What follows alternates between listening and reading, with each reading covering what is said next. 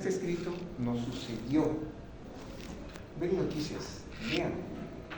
La familia sale reclamando. A veces ellos no conocen todo el proceso, pero salen reclamando.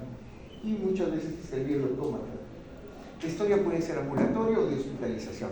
La ambulatoria es más corta, más precisa, viene por tal, tal y tal.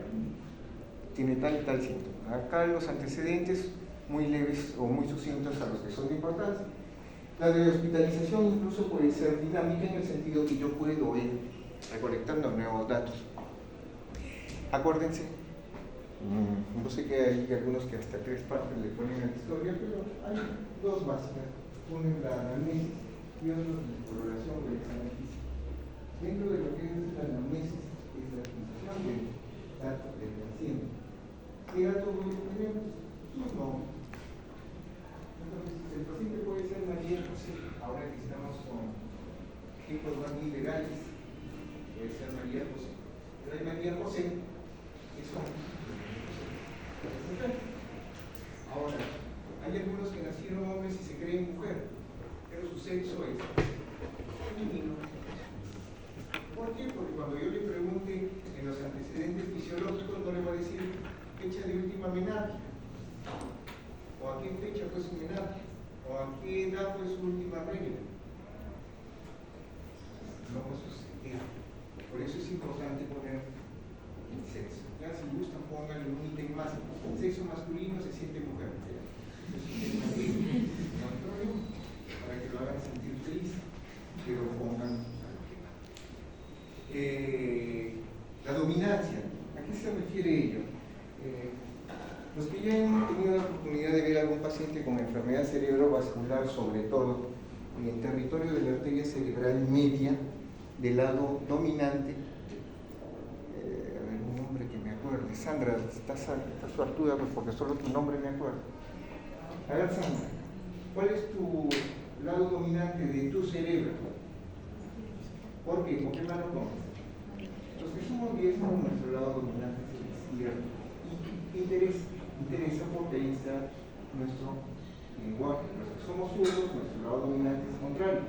Es por eso que las personas que tienen un infarto en el territorio de la arteria cerebral media izquierda no solo van a tener el déficit motor, sino se va a alterar el lenguaje, que no es igual a alterarse el habla. La pongo más sencilla. ¿Cómo te llamas? Memoria cambiando nuevo. ¿Qué es lo que tengo? Exacto. No estoy articulando. ¿Cómo te llamas?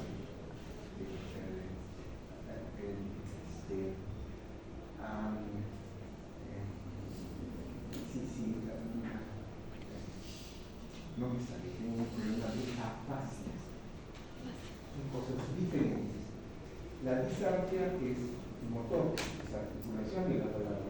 El lenguaje es una función mental superior. Por eso que cuando hablamos de síndromes de función mental superior, está el juicio, la praxia, la gnosia, la memoria, pues todo ello, la esterognosia, la grafiestesia, entra en ese tipo de alteración. Entonces, la dominancia se refiere a ello. En lo que es filiación también remarcar algunos temas con relación a lo que es la religión. Algunos dirán, ¿y qué importa? Sí importa, porque ¿saben qué?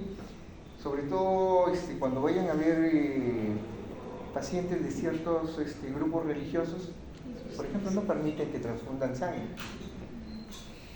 Y es importante saber también cuáles son sus derechos de ellos en la decisión y cuáles son los derechos de personas minusválidas o dependientes. Si el papá y la mamá son de determinado grupo religioso que no permite, el niño no. Ellos no pueden decidir el tema de vida del niño. Acá entro ya con Fiscalía de Prevención del Delito, sabe que venga, ese niño necesita transfusión y va. Así el papá y la mamá se ponga de cabeza, el Estado protege, en este caso, al niño. Entonces, por eso también es importante el tema de la filiación. ¿En qué trabajan? Hay trabajos que me permiten que me vaya de un lugar a otro. Y sí, pues me puedo traer una enfermedad. Por ejemplo, las transmisibles, las metaxénicas. ¿Qué produce la Aedes? ¿Qué más? ¿Qué más? Incluso hasta fiebre amarilla. Pues un solo vector me puede producir todo ello. ¿Por qué me importa? ¿Tenemos en la mayoría Zika? Claro, tenemos Aedes, tenemos el mosquito. Si tengo el mosquito, tengo el vector. Acá tenemos mucha influencia de gente que viene del norovirus. Me puede venir infestado, viene el mosquito, lo pica y me puede transmitir. Entonces es importante. ¿O no? No vino, pero él está desarrollando la enfermedad acá. Guillain-Barré, por ejemplo, es de esas enfermedades que se desarrollan en personas previamente infestadas también por el virus del Zika. Entonces, no es que el Zika produce Guillain-Barré, no. Está dentro de los virus o otros agentes patógenos que se los ha relacionado con la activación del factor autoinmune y por consiguiente empieza a atacar, porque Guillain-Barré es una enfermedad autoinmune, mis defensas me tienden a afectar. El relato de la enfermedad, cuando empezó, el tiempo. El tiempo es importante, hay enfermedades que estaban de lo mejor y bueno, las enfermedades cerebrovasculares, las traumáticas, una bala que por ahí salió súbito, el tiempo, la forma que lo acompaña y los antecedentes. Ahora hemos visto dos pacientes, uno de ellos tiene antecedentes de familia que es diabética, ella tiene 51 años. Señor, ¿algún antecedente? No, pero a la hora de desnudarlo tiene acantoses nígricas, probablemente él tiene su problema desde antes. ¿Familia diabética? Ah, sí, familia directa tiene. Ese pata probablemente es diabético hace tiempo y nunca llegó al médico a valorarse. Él llegó con una parálisis del oculomotor. En el examen físico, tan igual que en todo, la valoración. En el examen neurológico, pues por sectores, vamos de arriba abajo y por segmentos, que aquí lo vamos a desarrollar. Los exámenes auxiliares son en relación a lo que voy encontrando. En exámenes auxiliares entra la analítica sanguínea, lo que es el estudio de imágenes, lo que son los estudios neurofisiológicos, y en el plan terapéutico es lo que le voy a dar.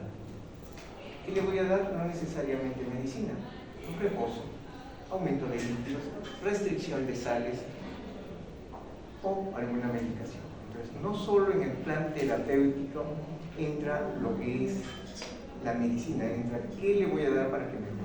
Terapia física, por ejemplo, en decúbito dorsal en posición de 45-30 grados para alguien que tiene una insuficiencia cardíaca congestiva. Lo he hecho en horizontal y ese paciente va a estar con una disnea tremenda. Voy registrando lo que es la evolución, importante sobre todo en aquellas enfermedades que vienen o muy mal y va mejorando, o viene regular y se va empeorando. Y eso lo vamos registrando también en la parte de evolución. Las notas de enfermería, la verdad que muchos hacemos uso de ello porque son más ordenadas que nosotros y se ven más bonitas. Y la epicrisis del informe médico cuando el paciente se va. Entonces, anamnesis, lo que el paciente sí dice. Dime un síntoma. Cefalea. Muy bien. Dime otro síntoma.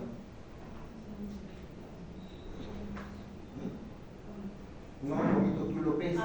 En tal causa, náuseas puede ser. Mareos puede ser. Un signo. Ictericia. Porque lo veo. Otro signo, un vaginismo. Lo veo. Entonces, signos, síntomas. Los típicos en neurología, un síndrome de primera motoneurona o un síndrome de segunda motoneurona. Juntando signos y síntomas yo puedo presumir dónde está el daño. Entonces, si digo que tiene una disminución de fuerza, tiene reflejos disminuidos o una hiporreflexia o una reflexia, y si le encuentro hipotrofia con disminución del tono, pues digo que es un paciente con un síndrome de segunda motoneurona. Entonces, ¿dónde está el daño? Nervio periférico. ¿Le voy a pedir tomografía?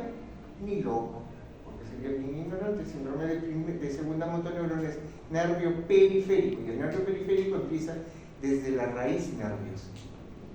Salvo que yo quiera ver que se corresponde a una radiculopatía por compresión, bueno, y sí le pido para ver a qué nivel el disco está comprimiendo.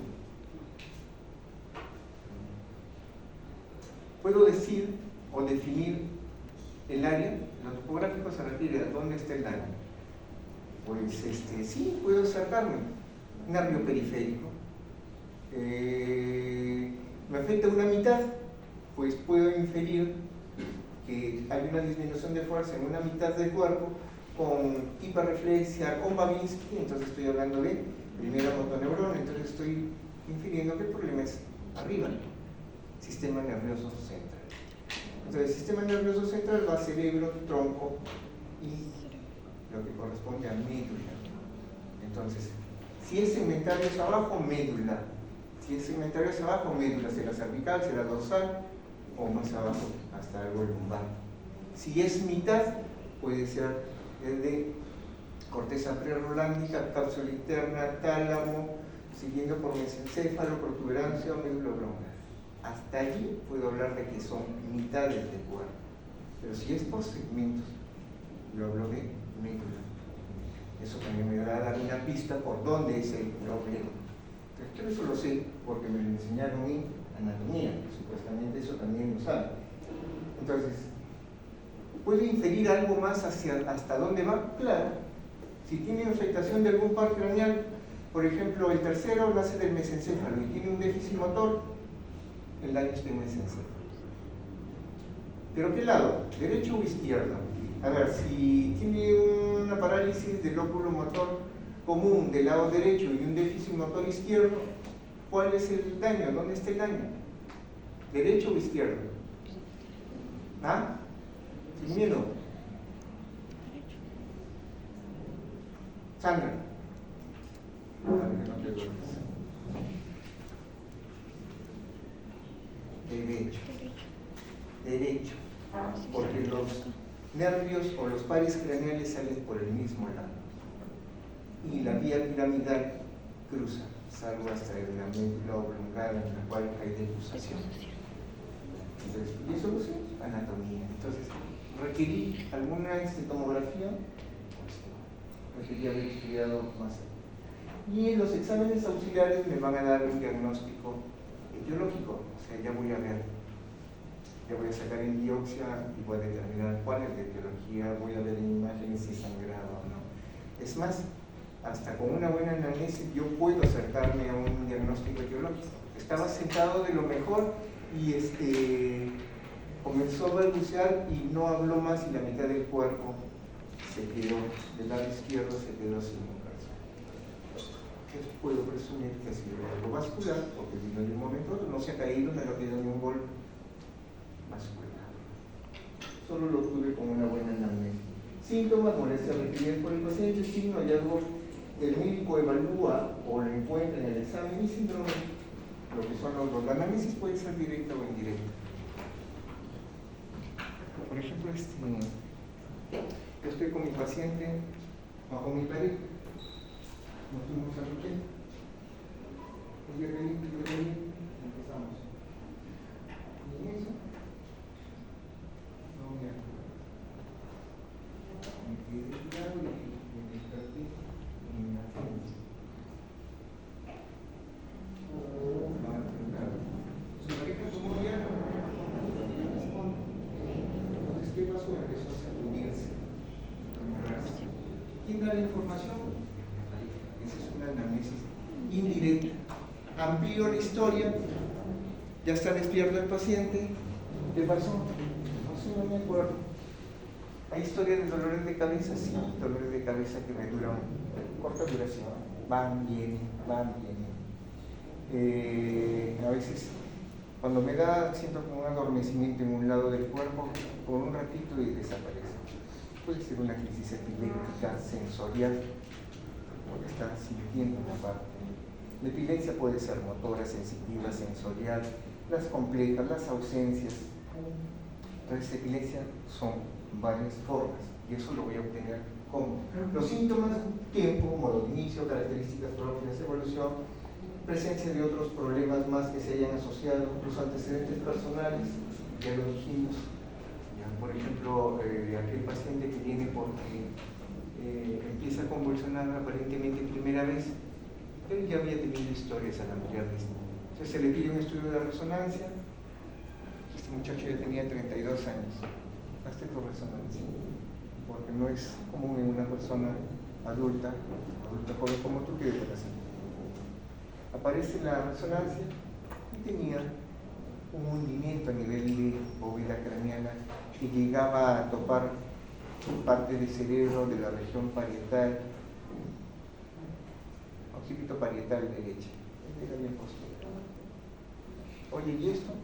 Ah, no, es que a los 18 años le hice una mata parada a mi mamá y agarró una taza y me lo tiró de un extremo y efectivamente, y ahí estaba la prueba, lo dejó dañado. Entonces, él lo omitió, para él no tenía mayor trascendencia porque fue algo que sucedió, pero eso sí tenía trascendencia porque ya le dejó una lesión para todo eso. Él va a tener una epilepsia sintomática. Puede hacer su vida, sí, pero tomando su medicina. Entonces, en los antecedentes personales, los traumatismos, operaciones que puedan haber tenido. En los antecedentes familiares, sobre todo aquellas enfermedades como presión alta, diabetes, artritis, artrosis que son degenerativas o demencias que también importa tenerlo en cuenta, o alguna de movimientos involuntarios como Parkinson, que también puede tener cierto componente genético. O aquella paciente que pidió, doctor, me han dicho que usted es neurólogo. Sí, señora, pero recién vengo, no tengo consulta. Si gusta, venga, la voy a ver en mi casa. Entonces comenzó a entrar la señora y entró. Y llegó una vez, que va a ser más fácil. Entonces la pregunta, ¿por qué usted le preguntó y dice, no, ¿hay alguien más en la familia que tiene ahí? Sí. Uno de mis hermanos, tuvo un papá y mi abuelo que esta paciente estaba en una Corea del Canto. ¿Tienes hijos? Sí. ¿Qué edad tiene el mayor? 28, pero está como un tic. Ya estaba empezando con la enfermedad. Entonces es un tema genético. Oye, pero acá hay neurólogos, ¿qué pasó? No sé, sí, yo trabajo ahí, para colmo era trabajadora del Hospital Las Mercedes. ¿No te han visto? Sí, me dijeron que era un cuadro de ansiedad. Ahí estaba viviendo con su ansiedad. Lo que tenía esta persona era una corea, movimientos coreicos. Lo que tenía era la corea de Santi. Entonces, los antecedentes familiares que dan, ya se vio Corea con los antecedentes completos. Le llegué a hacer algún examen, salvo lo que vi, más nada. Y una buena anamnesis, pues se puede acercar, como les dije, hasta un proceso o llegar hasta la posibilidad de una etiología. Las etiologías, todas las que ven ahí. Hereditarias, por ejemplo, Huntington, por ejemplo, Parkinson, de inicio temprano, por ejemplo, Alzheimer, de inicio temprano. Tumorales, meningiomas, astrocitomas, glioblastomas, vascular, los isquémicos y los hemorrágicos.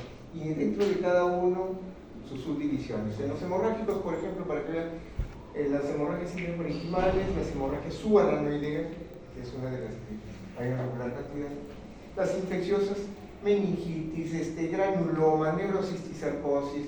Dentro de la meningitis, las bacterianas, las virales, las micóticas, las producidas por tuberculosis, a pesar que es bacteriana, pero tiene una división aparte por otras características.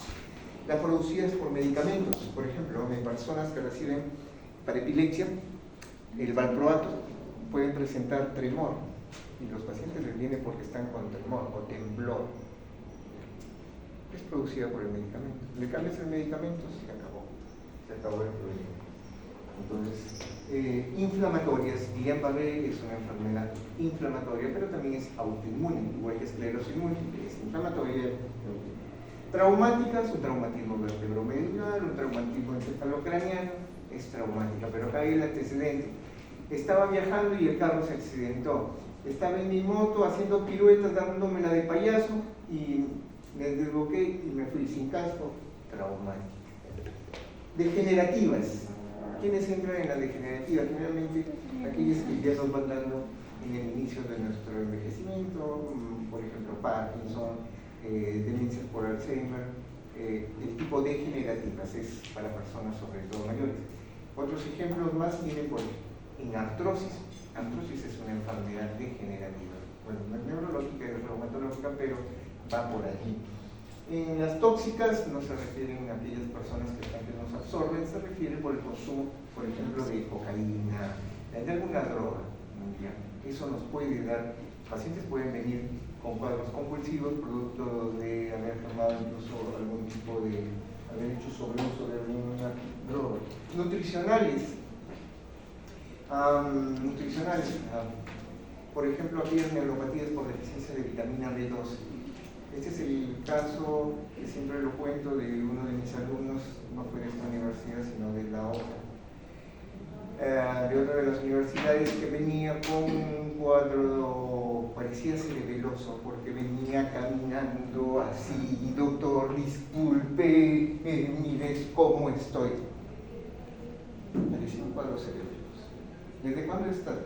Desde la semana pasada. Tenía una disartria, pero una disartria más del tipo cerebelosa. La disartria cerebelosa es como que alargara la voz. Vuelvo al ejemplo. La motora es más que todo, ¿cómo te llamas? No termina, no articulo. La cerebelosa, como que la elonga. ¿Cómo te llamas? Enrique Altamirano. Me llego a articular, pero como que la alarga, es una disartria más del tipo cerebelosa. Entonces, ¿sabes qué? Anda y hazte tu resonancia. Vaya a ver algo en el cerebro. En el encéfalo es cerebelo y tronco. Para su suerte, de encima tenía ataques de pánico. Cuando lo iban a poner en la rosca esta del resonador, ya dio sótano. Entonces dijeron: ¿sabes qué, compadre? No, ándate. Te daban tu orden, pero con consideración, porque vas a estar feliz, vas a dejar de hacer el doctor, disculpe, pero sabe que no me pueden hacer porque me dio el ataque de... Digo, ¿estás seguro que no ha pasado? No, doctor, yo soy una persona muy sana y yo soy vegetariano. ¿Es vegetariano? Andaste tu dosaje de vitamina B12. Estaba vitamina B12 35. Los valores más mínimos son 220. Para su suerte, de que tenía sus ataques de pánico, no llegó a que le hagan la resonancia, se puso sus ampollas y se acabó el problema. Entonces, las personas, por ejemplo, con déficit, lo que son la dieta de algunos nutrientes que me aportan vitamina B12, como lo que son las carnes, me pueden dar ello. Entonces, tener en cuenta. ¿Y cómo obtengo estos datos? De la anamnesis. Si es autoinmune, hay esclerosis, Guillain-Barré también, y psicogénica, aquella que le da cuando peleó Pancho con Juanita.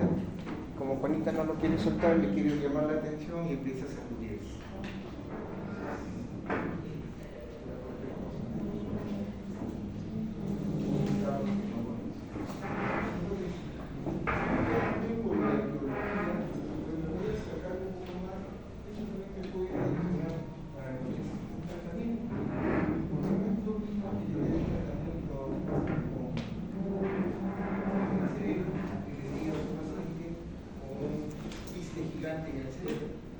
Los dos le van a hacer efecto de masa. Tengan en cuenta que el cerebro es una caja herméticamente cerrada. ¿A qué me refiero? Que si es que algo crece dentro del cerebro, no hay donde más espacio. En cambio, si me meten un bocacho, va a tener un tremendo chiste en la cabeza, y va a crecer todo lo que quiero.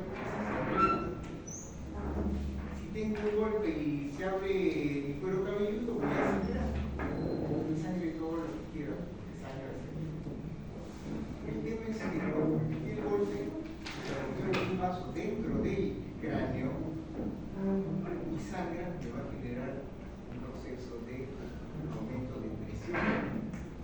Entonces, ¿qué es lo que va a suceder? Un síndrome de hipertensión. Entonces, es caracterizado por cefalea, vómitos explosivos, edema de papila, y si la alteración sigue o el sangrado va aumentando de volumen, pues me puede llevar a una alteración de la conciencia posteriormente. Entonces, por ejemplo, ahí tengo ese criatura. Es un paciente que tuvo problemas durante el trabajo, ¿verdad? No hice el control en forma adecuada. No la como tanto que esperar. Yo en 2006 fui parte de una directiva del colegio y fui presidente del comité de ese colegio.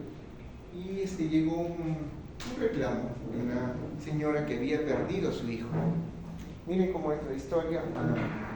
Pierde y presenta su reclamo al colegio médico quejándose con los colegas que habían intervenido. Entonces, ¿qué había pasado en una institución X? Bueno, lo captaron. Entonces dijeron, no, si es el parto hay que enviarlo. Intentaron, no avanzaba, no dilataba, o se había quedado estancada en dilatación, hay que llevarlo. Y ellos ya tenían un convenio con una clínica X también. Entonces la llevaron. Y en esa clínica X llegó, la anestesióloga preparó todo y llamaron al ginecólogo, al ginecobstetra en este caso, para recibir. Y llegaron y abren, sacan y el niño prácticamente muere a las horas. Entonces a veces pecamos de soberbia o nos creemos algo más cuando no lo demostramos y nos falta un poco de humildad. Este parte llegó y en ese tiempo todavía era médico general, pero hay algunos procesos que son muy generales. Claro, me pregunto, doctor, ¿y usted qué? Digo, médico general. Mira que sonríe, como ninguneando. Entonces, los otros doctores que estaban ahí, que habían sido decanos, porque, claro, no me rodeé de cualquier personaje, estaban ahí, eran más decanos. No me acuerdo los nombres, pero por respeto no me acabo de decir, muy correcto. Bueno, pues, presidente y eres el ministro. Bueno, quiero solo hacerle una pregunta, doctor. ¿Usted cuando llegó, evaluó a la paciente antes de que lo operara? ¿Y cuál creen que fue su respuesta? No le evaluó. Entró de frente y la abrió como si fuera cualquier pedazo de carne.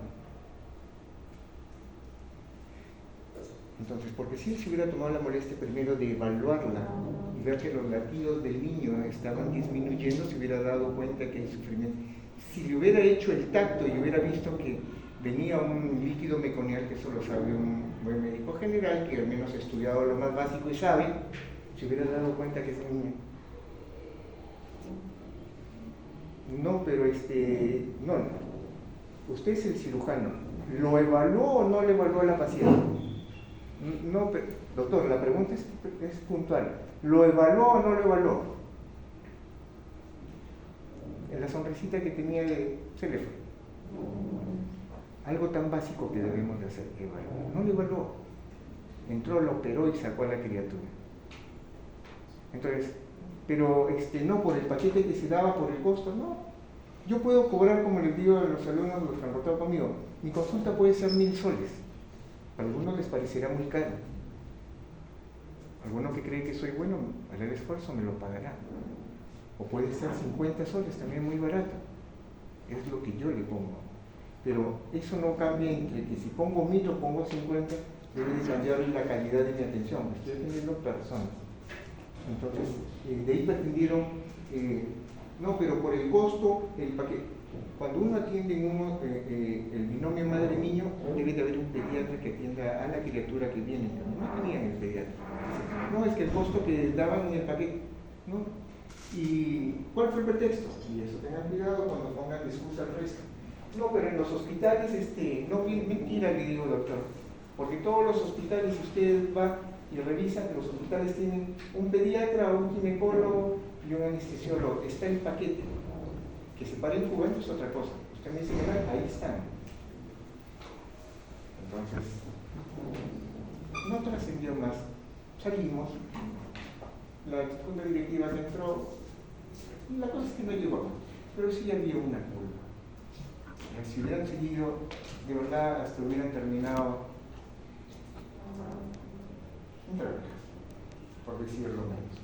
Entonces, a los de hoy preguntan, esa criatura falleció, pero hay otras que no, van a quedar así.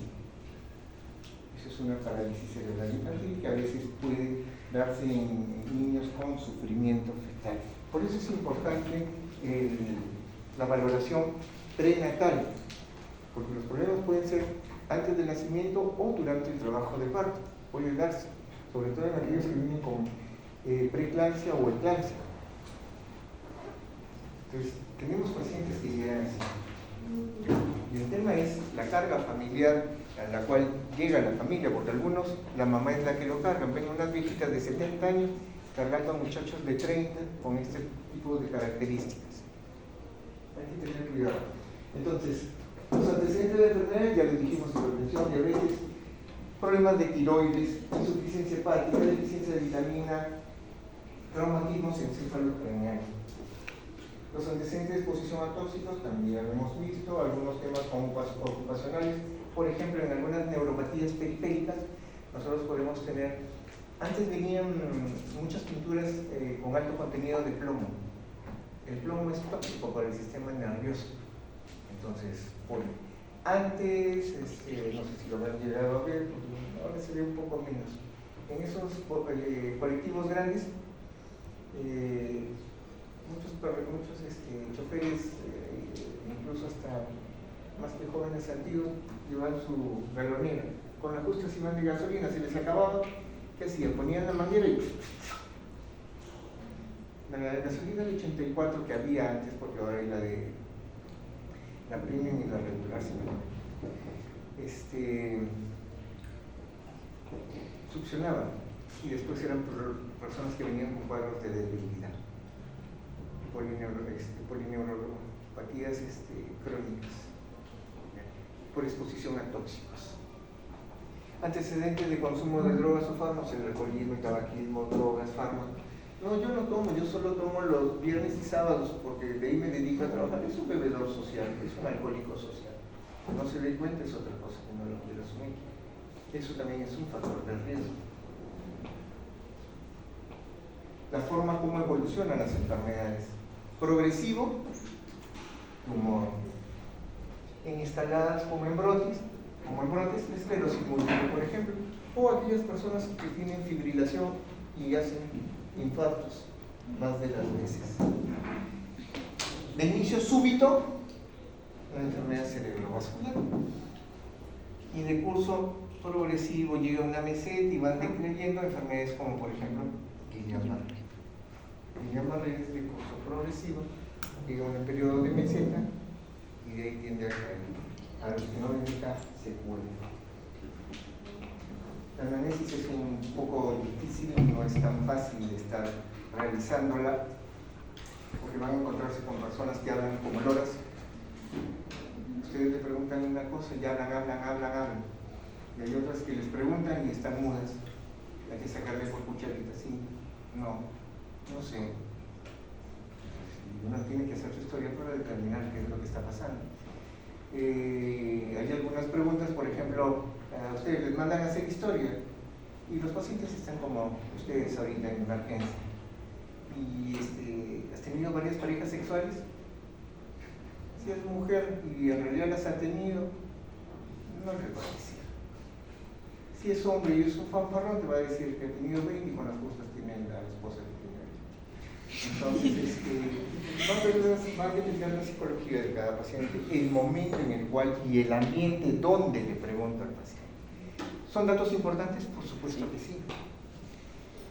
¿Cuál es la población más propensa a contraer VIH-Sida? Los jóvenes. Los jóvenes. Por si acaso hay viejitos hasta de 80 que contraen VIH. trabajadoras sexuales.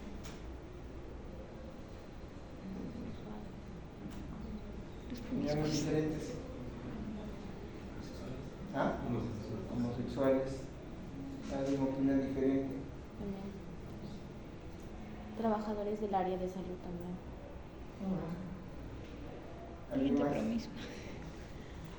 Los pipilécticos, los promiscuos, más que homosexuales. Es los promiscuos, los que tienen múltiples parejas. Ellos son los más propensos, no son los homosexuales. Sino, a ver, más o menos la historia es así. En los años 80 aparecen los primeros casos y se le denomina. Entonces, fue parte de la historia porque en los 80 estábamos terminando prácticamente la secundaria. En los años 80 comienza a salir una peste rosa, está en el ambiente familiar y efectivamente afectaba más a las personas homosexuales. Entre ellos algunos artistas, uno de ellos Freddie Mercury. Rob Hudson era un actor de cine en los años 50 con tendencia homosexual. Pero ¿qué es lo que pasaba? ¿Cuál era la particularidad de estas personas que eran homosexuales? Porque eso le pusieron peste rosa. Es que como hace 30, 40 años atrás, el tema de ser homosexual no era bienvenido. Ahora no. Ahora es como moda decir, soy gay. No, yo no sé. El hecho de mantener su vida en privacidad hacía de que muchas veces tenían así. Había personas que se prestaban para complacerlos en sus bajas pasiones. Pero eso no era con solo con él, era con uno y con otro. Y eso es lo que se hace. Entonces, por eso es que en este ámbito se vio más, comenzó a aparecer más. Y es por eso de que incluso hay algunos que patean con los dos pies. O sea, ante las apariencias tienen una relación familiar, pero tienen su debilidad por otro lado. Eso que se desaparecen, que dicen que van a estudiar o que tienen guardia de noche y no vuelven a tener cuidado. Entonces, es la promiscuidad, no es tanto la homosexualidad, pero se puede dar en todos los grupos que dijeron, pero ese es el mayor grupo, la promiscuidad. Sí, miren que las trabajadoras sexuales, pues yo les diría de que se cuidan más porque usan su gel. Entonces, va por ahí. Y eso es importante cuando uno hace la entrevista. ¿Cuántas parejas? Importa porque, por ejemplo, es un pata que vino de buenas a primeras, que está convulsionando, y tiene historia que en los 2 últimos meses se metió un bajón de peso y está con el estómago flojo. Prende las alarmas. Entonces se requiere paciencia, tiempo, diplomacia, respeto, confidencialidad, entendimiento. Recapitular periódicamente temas claves. Me dijiste que tenías dolor de cabeza, ¿no? Pero vuelvo, ¿y cómo te daba? ¿En qué momento era más? Porque a veces el paciente se va y comienza a hablar de otras cosas que no tienen trascendencia, pero en fin. Considerar múltiples fuentes de información directa del paciente, si hay algunos informes médicos previos, de su pareja, de la mamá. De la mamá más que del papá, porque a veces hasta de adolescentes más le contamos a la mamá que al papá. Tratar de lo que el paciente quiere decir. Por ejemplo, doctor, lo tengo porque me arde el caño.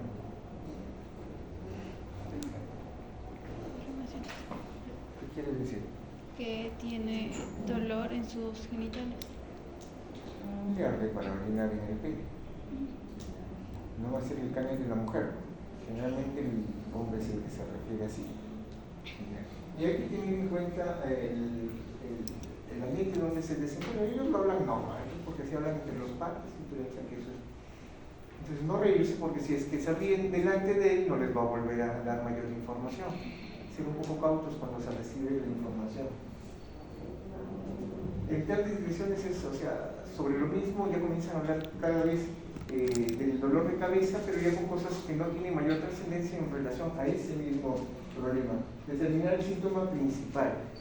Acá, sí, el paciente para él puede ser su síntoma principal las náuseas y vómitos. Había un paciente que hace un año lo vimos, pero nos hacen la interconsulta después de 5 días de que el paciente había ingresado. El paciente ingresó con náuseas, vómitos, tenía como 3 días de interconsulta con el gastroenterólogo por náuseas y vómitos. Hasta que pasó algún iluminado por ahí y me dijo: a ver, señor, lo veía que tenía una ataxia a la hora de ponerse de pie y sentarse. Pidan una interconsulta con neurología y pidan una tomografía. Tenía un infarto a nivel cerebeloso. Entonces, las náuseas y vómitos era por él. Y él había perdido el tiempo con el gastroenterólogo. Considerar la personalidad del paciente, ya les dije a la hora de hablar, algunos hablan de más, otros de menos, considerar diversos factores en un mismo paciente, como la fatiga, el mismo hecho de que el paciente ya esté cansado por la misma enfermedad o por el mismo, ahora en nuestros tiempos, sobre el abuso de estar uno evaluándolo, de nuevo evaluándolo. Acá aburre ya que lo estén tocando cada rato. Complementarla con una análisis indirecta en neurología sí es importante, sobre todo en temas de epilepsia, para definir desde cuándo. Esa vez presentaron en el hospital, les paso la voz, los que a veces están tonteando temprano en el hospital y me llega su asistente, vayan los miércoles, hay presentación de casos clínicos, vayan. No solo es neurológico, es de cualquier especialidad, en el auditorio, vayan, no les van a cobrar. Es de 7:30 a 8:30. El toma de datos a través del análisis es un arte, pues definitivamente que lo voy a ir afinando conforme yo vaya mejorando o haciendo cada vez más entrevistas. No es fácil entrevistar.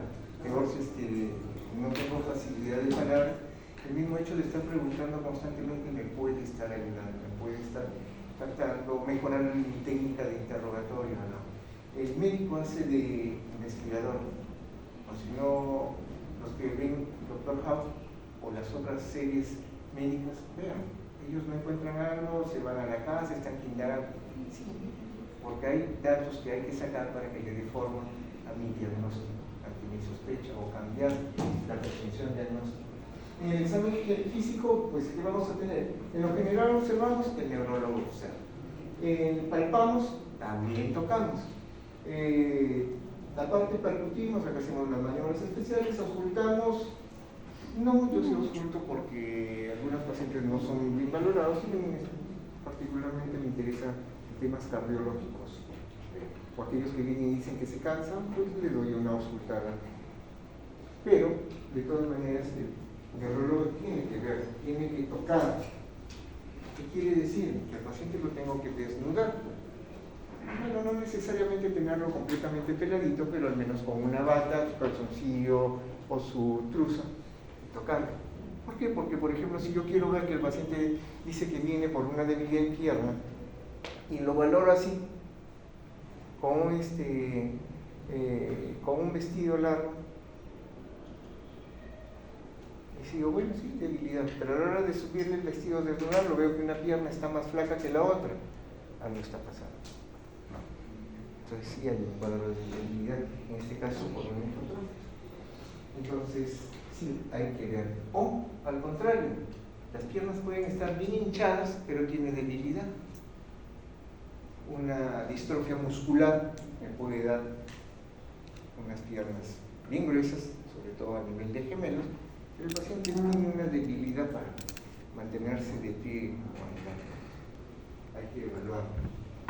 Entonces, por eso necesito conocer neuroanatomía, las guías en los centros nerviosos, saber examinar, eso nos lo deben de haber enseñado en semiología, saber determinar lo normal de lo anormal. Y una vez que yo maneje todo esto, pues voy a poder llegar a una conclusión solo con la valoración de dónde puede estar el daño. Pero si yo tengo un paciente que me viene caminando así, ¿qué puede ser?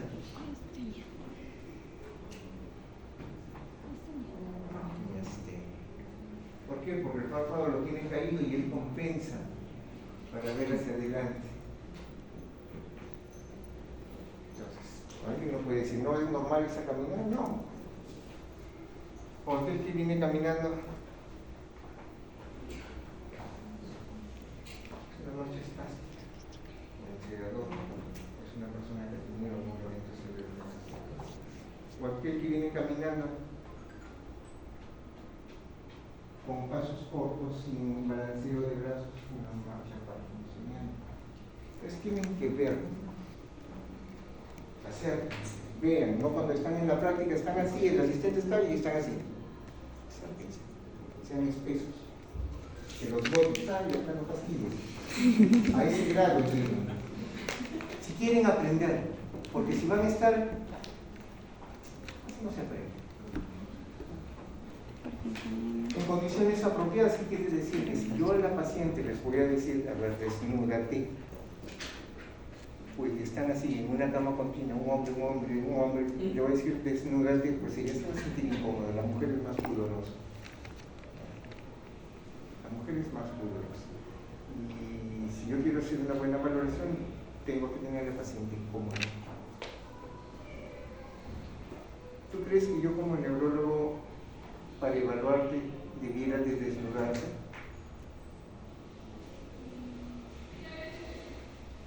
No, lo hago de mañoso, puede ser una posibilidad.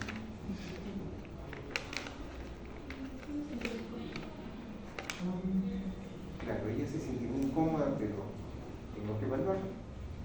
Por ejemplo, si ella me viene con algún tipo de problema, que me diga, tengo la mitad del cuerpo que no la siento, ¿la voy a evaluar con su ropa encima? Tengo que desnudarla.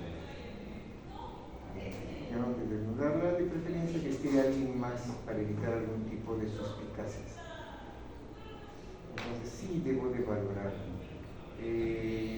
Tengo mucho dolor. Estoy de uno de mis compañeros de residentado. Él empezó su residentado de 24 años, terminó muy joven, pero empezó a los 15 la carrera. Y estuvo estudiando neurología de los. Entonces, bueno, porque si veía qué envidia, se sentaba y se ponía a leer. Yo no podía mantener la concentración que él hacía, pero bueno, como él dijo, era un hábito que lo había hecho con su papá. Él se sentaba y leía. Era bueno, es bueno. Entonces era un tipo que leía mucho. Una vez llegué y me dice, estoy ya preocupado, me venía un paciente que me vino con un dolor, y me dijo, ya me dado, pero no mejora. Digo, ¿qué tiene? No, pues el dolor punzante a nivel del tercio superior del muslo, en la cara interna. Pues, pero ¿qué tenía? ¿Le bajaste el pantalón? No. Oye, ¿cómo vas a darle tratamiento sin bajarle el pantalón? ¿Qué tal si es que tiene otra cosa? Necesitado para que baje el pantalón. ¿Qué tiene? Que le bajó y tenía un absceso, pero no le va a usar. Entonces el tratamiento es diferente. Porque ese absceso le da antibiótico y de ahí corte y drenaje. No, eso no se va a recibir. Hay que ver, hay que tocar.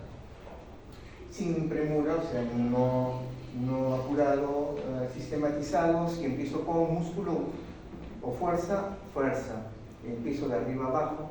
Sensibilidad, igual, no es que estoy primero fuerza y regreso a sensibilidad y regreso, no, tengo que seguir un orden. Y todo registrando en historia clínica, la memoria es un poco frágil, nos olvidamos. Y puedo poner que en un ojo va o poner parálisis de un ojo siendo el otro ojo en la recta, usando un material adecuado. ¿Qué usamos? Solo el cerebro y esas cositas que ven allí. Escríbeme en el caso WhatsApp, ahorita estoy en clase en el consultorio de a partir de las 6:30 para adelante.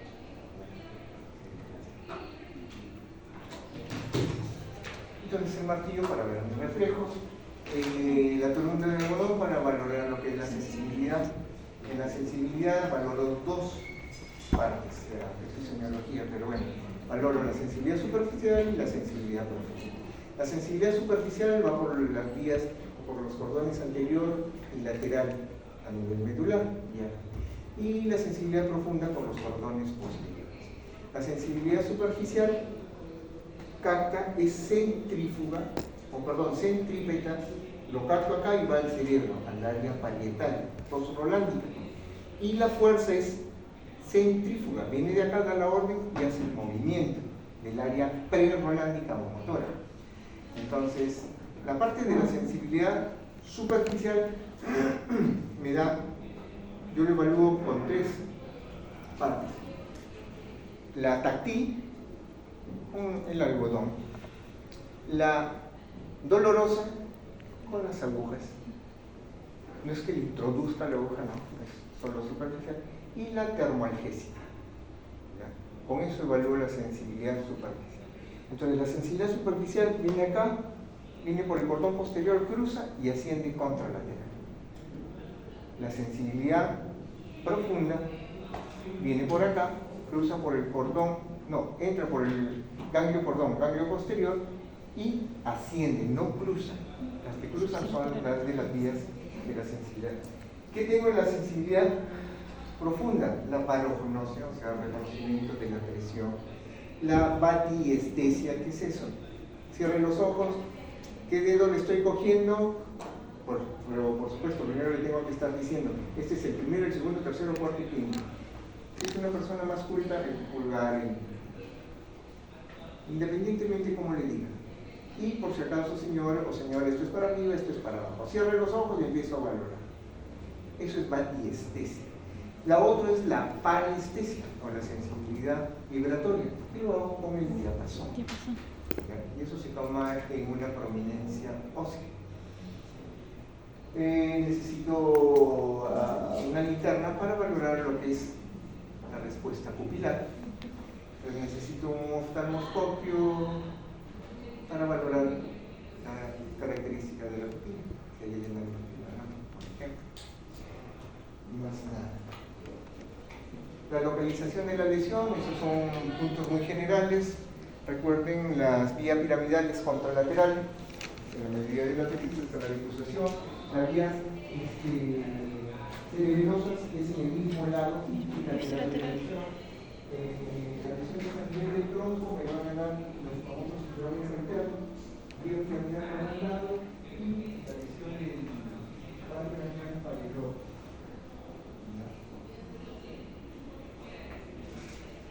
Y la alteración en lo que es los reflejos, hacer sobre todo por liberación cuando hay alguna lesión en nivel central. No hay control, por eso los reflejos son muy...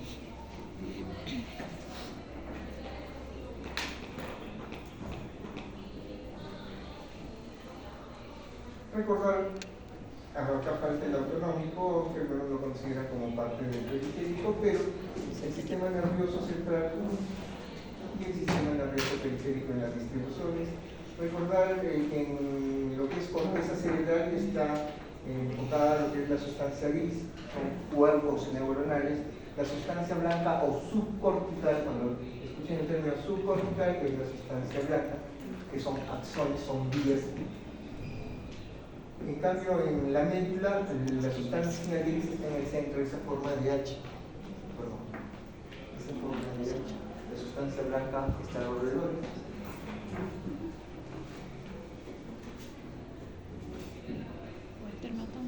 Acuérdense de los dermatomas, porque eso me va a dar pautas. Por ejemplo, si yo tengo una sospecha de lesión a nivel de médula, cada red nerviosa tiene una distribución somatotópica en el cuerpo. Por ejemplo, D4 o la torácica 4 es a nivel de los pezones, la D10 o la torácica 10 a nivel de ombligo. Eso me va a dar ciertas pautas, ¿ya? Como para ver hacia qué nivel puede estar la lesión. ¿Y por qué? Porque, por ejemplo, si ya llegué a mi sospecha diagnóstica de que es una mielitis transversa, o sea, está afectada la médula. Entonces, ¿dónde le va a ver? Porque la médula empieza desde que termina el tronco. ¿A qué parte le voy a pedir la resonancia? ¿Qué es la resonancia?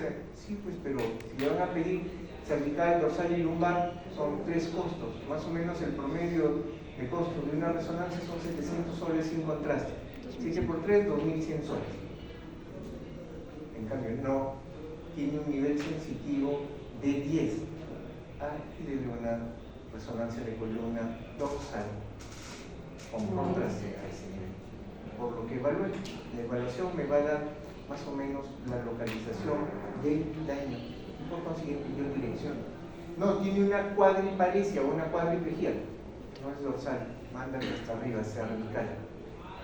Y así sucesivamente. Me imagino que esto también lo saben porque esto les deben de haber enseñado cuando les enseñaron semiología. La relación función-estructura nerviosa, motora, vía piramidal, ganglios basales. Sensitiva, la vía sensitiva, la coordinación, el cerebelo. Sensorial, los órganos de los sentidos. Refleja los árboles reflejos y lo cognitivo tiene que ver con corteza cerebral.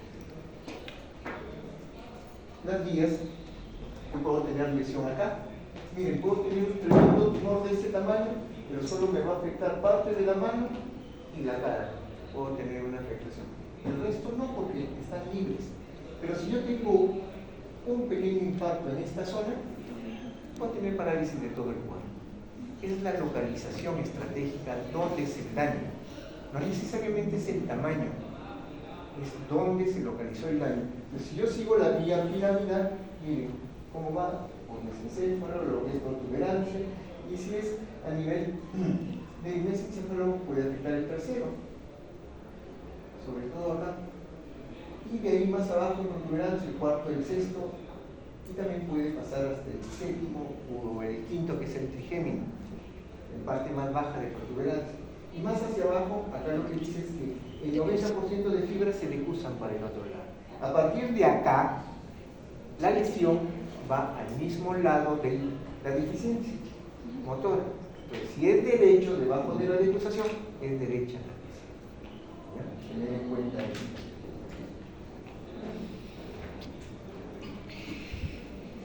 La vía sensitiva, como les digo, tiene un receptor, acá, un receptor externo, entra por el ganglio posterior, cruza y asciende. Llega al tálamo y de ahí va a la corteza parietal donde se procesa la información. La vía visual, entonces yo con la vía visual también puedo determinar a qué nivel está, si es prequiasmática, quiasmática o retroquiasmática.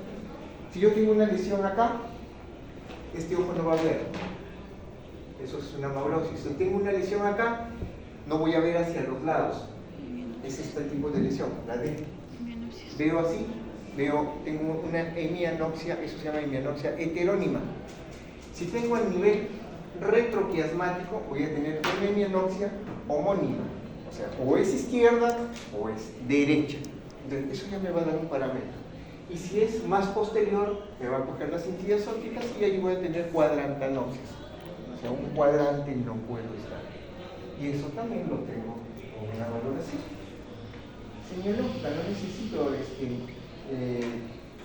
muchas veces tener o hacer una campimetría. Estoy con el paciente al frente y empiezo. Ve, no ve. Más o menos me va a dar un parámetro en relación a si hay alguna tensión. Los ganglios basales tienen que ver con la regulación del movimiento, por eso esto falla en algún tipo de enfermedades como Parkinson, que tiene que ver con movimientos involuntarios, o con distonías o como balismos. Por ejemplo, yo tengo un paciente que viene con temblor y movimiento con bradicinesia por Parkinson. Tengo un paciente que viene con temblor, pero eso no es normal, temblor esencial. Luego tengo un paciente que va caminando y se le va la mano, balismo. O tengo un paciente que se contorsiona de movimiento, una distonía. Movimiento puede ser mucho. O puedo tener un paciente que viene con un cuadro de tics, de enfermedad de Gilles de la Tourette, por ejemplo. Antes era así. Ustedes no necesitan esto. Entran en YouTube, van a ver un montón de ejemplos. Pero antes se graficaba así. Este es un paciente con Parkinson que tiene ya una complicación como la capricornia, que va a una degeneración postural letal flexionada. Es un paciente con Parkinson, antes así se le graficaba. Va bien en resonancia central. Un paciente con capricornia. Efectivamente, sí viene. Está cerebral, está necesitado. La evolución de la micrografía, conforme va pasando la enfermedad, así era en el 809. 25 años después, miren, la letra se va achicando en un paciente con Parkinson. Y Y bueno, pues es algo de sentirnos orgullosos, no somos ajenos a la evolución de la medicina. Los guapos retratos reflejan muchas veces pacientes que venían con cuadros de cefalea. Tenemos el tema en la cultura nazca con lo que es las trepanaciones craneanas. Acá el cuchillo de Illino también. Entonces, no somos tan ajenos, no solo los occidentales nos han aportado, nosotros hemos aportado también a la ciencia. Los signos y los síntomas neurológicos, por ejemplo el dolor, cefalea, lumbática, dolor neuropático, alteración del sensorio, puede ser síncope, coma, sopor, debilidad motora o impotencia funcional, convulsiones, movimientos involuntarios. ¿Qué quiere decir debilidad? A ver, levante los brazos. Ya no puede. Levante los brazos. Este pata tiene dolor, no es que no tenga fuerza, le duele para levantar. Es diferente al que no lo puede levantar porque está afectado en una regla. Entonces, una cosa es impotencia funcional por el dolor y otra cosa es que no tenga fuerza. Por eso, cuando valoren bien. Ya, ¿y qué fue? No, el paciente está afásico. ¿Y cómo está? Está desorientado en tiempo y persona. ¿Está bien su valoración? No, pues está afásico. ¿Qué te va a decir qué día es hoy, qué fecha es hoy? Pero así hay algunos que valoran. Está afásico, dice, pero me ponen esa valoración. ¿No, Sandra? Entonces, miren, solo en un síntoma, para que vean cómo yo puedo disgregar la clínica. La cefalea, tipo, latido, pulsátil, opresivo, punzante. La duración puede durar segundos, minutos o horas, días. La localización, si es frontal, occipital, hemicránea, holocránea. La continuidad, si es por ratos o no, o si es continuo. Periodicidad, que es diaria, quincenal, mensual. Síntomas asociados, náuseas, vómitos, mareos, alteraciones visuales, otras cosas más que pueda tener. La edad de presentación, vuelvo a insistir, si me viene un paciente con cuadro de cefalea hemicránea de 50 años, que nunca antes había tenido dolor de cabeza y sobre todo esas características, y peor que dice que nunca tenía migraña, pues yo voy a pensar que es migraña. No, migraña empieza a edad joven y me va acompañando toda mi vida. De vez en cuando me dará cada 2 años, cada año, o como algunos que les da todos los meses, pero no empieza mayor. Si yo tengo una persona mayor, debo de estar pensando quizás en un secundarismo, debo de ampliar más estudios. Por eso dice edad de presentación, tiempo de duración, antecedentes familiares, factores que lo desencadenan como para ver o me incline para qué lado va. En movimientos involuntarios, la amplitud. La corea son movimientos así más lentos. El paciente va caminando. El balismo son movimientos explosivos. Amplitud. En lo que es el temblor versus la corea, el temblor es algo simétrico, continuo. La corea no. La corea yo puedo estar y por ratos se mueve. No es temblor, son movimientos un poco más de contorsión. La rapidez, un tic es más rápido que una distonía. Un tic, por ejemplo, una guiñada de ojo, pues una distonía es lento, cortante. La duración puede ser continuo versus paroxístico. Entonces, si es continuo, lo que me da y me localiza es que puedo estar ante un tipo de problema como un proceso expansivo intracerebral. Y lo que es paroxístico, por ejemplo, una migraña, porque viene de vez en cuando, o una cefalea en racimo. La presentación, si es el reposo o postura, factores que la modifican, el estrés o el sueño. Por ejemplo, si usted ve a un paciente que tenga temblores en o cualquier movimiento involuntario, cuando el paciente está dormido no hay movimientos involuntarios, salvo que esté con un sueño muy superficial y van a encontrarle algo de temblor. Ahí se van a dar cuenta que esa persona está todavía despierta. Cuando esté bien laxado, que no hay nada de temblor, sí puedo decir que esa persona entró en sueño profundo. En conclusión, si tienen algún abuelo que quieran bolsiquearle, esperen a que deje de temblar. La posibilidad de supresión. Por ejemplo, ¿tienes tic? No.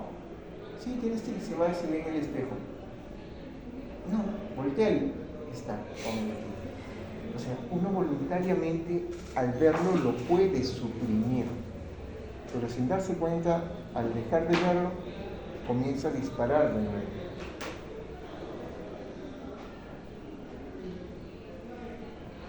Los síndromes, ya algunos hemos hablado de la hipertrofia endocrinal, el síndrome piramidal o de primera motoneurona y de segunda, hay funciones, otros como el de funciones mentales superiores. Revisen, lean sus síndromes, no es la idea de hablar de semiología porque eso no me corresponde, si no nos faltaría tiempo. Y la lesión, ver dónde se produce la lesión. Por ejemplo, acá es el nivel de ganglio basal. Por acá concluye tanto la vía piramidal, por acá concluye tanto la vía piramidal, o sea, la motora, como la vía sensitiva. Entonces yo puedo tener un síndrome sensitivo motor y me puede dar la localización que puede ser en cápsula de grano.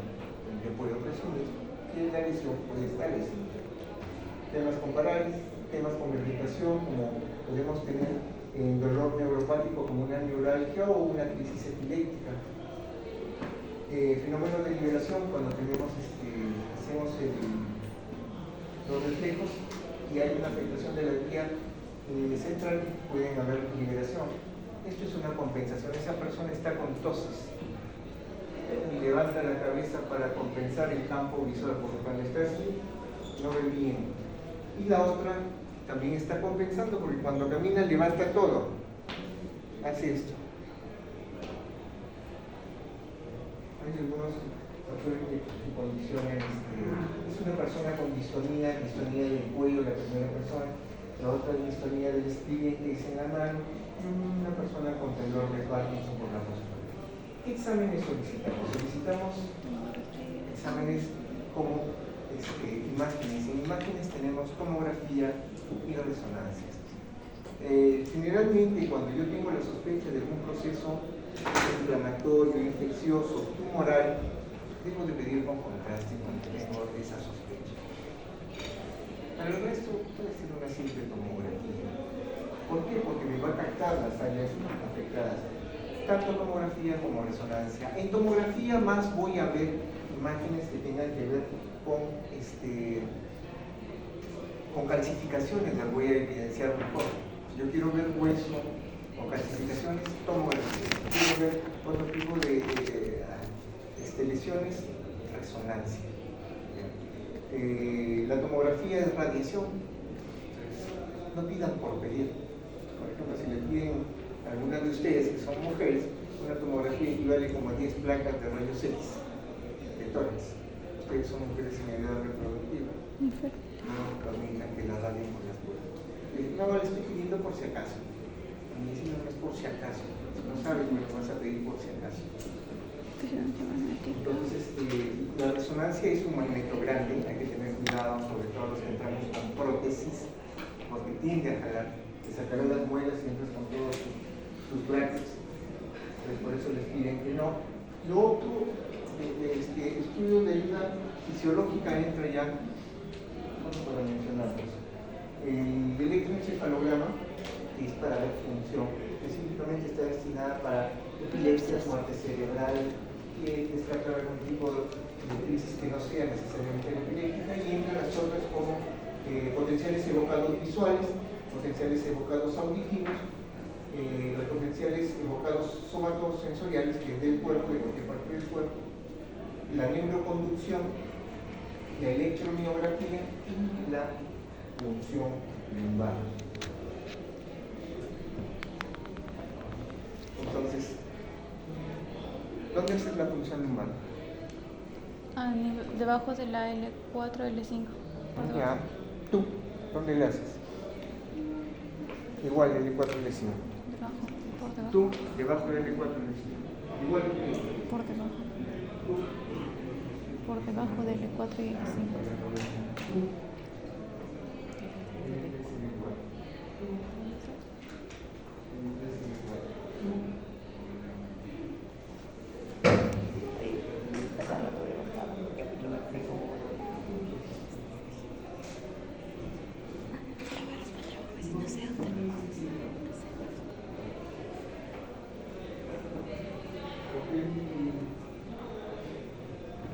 está en el L4 de la cauda equina.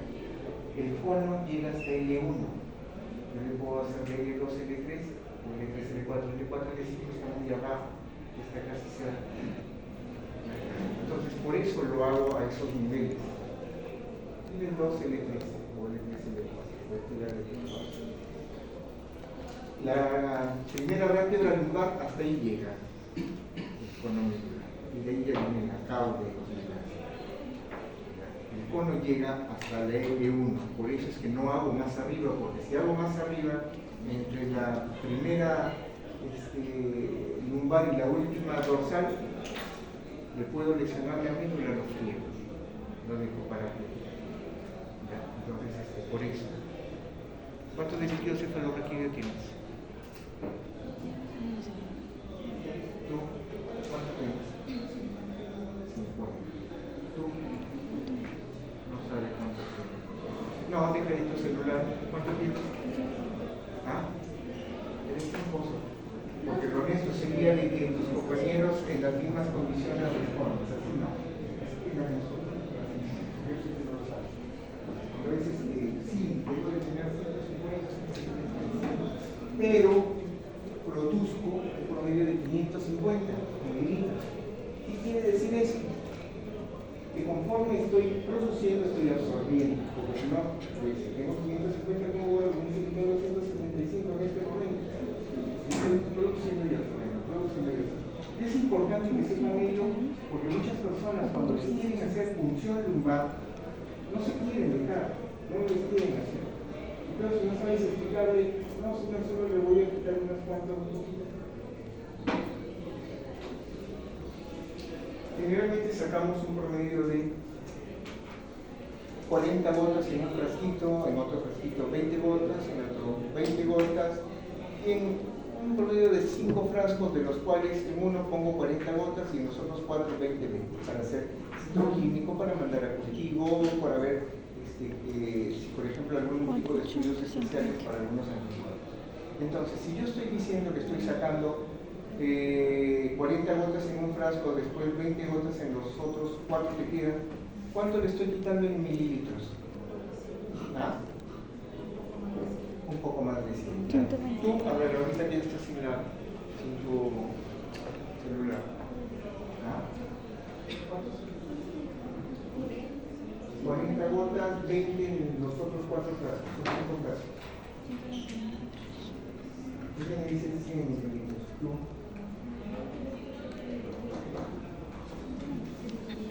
¿Cuántas? 120 mililitros.